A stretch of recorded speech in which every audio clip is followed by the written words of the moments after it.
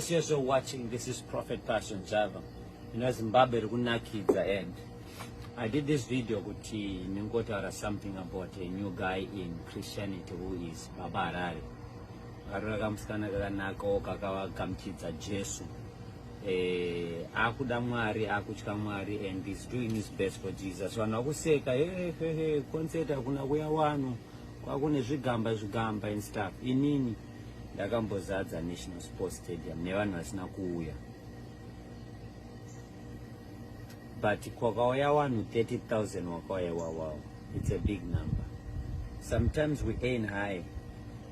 Zvekuti tinokonotadza kuzadza, but vanhu vauya vakawanda. I saw video varimo vakawanda vaya. But inzwai message iripo.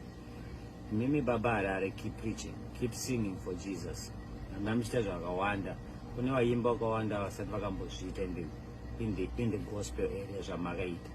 And zvasiyana nekuti unokonozadza vanhu 10,000 uchiwaimbira kuti inwai doro takwai, nekuimbira vanhu 1,000 kuti gamuchirai Jesu.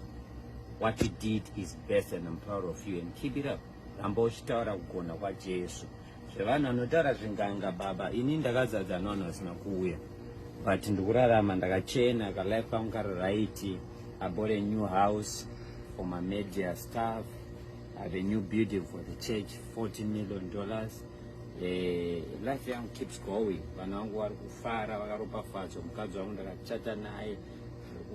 Everything is moving. We aim high sometimes, but aim abasipo patinozononanga. But even ukanzone munhu wechikadzi ukati wakuda unasoema kuti anazonzi iye agutsikana agwina wotadza uzomugwinisa but angonotobata nhumbi. Saka ndikakota chekuti agwina asingabate pamuviri kana kuti haana kugwina achibata pamuviri.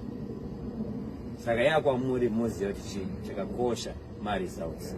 Vanhu vaimbira kugona kwaJesu. God bless you. I just praise you.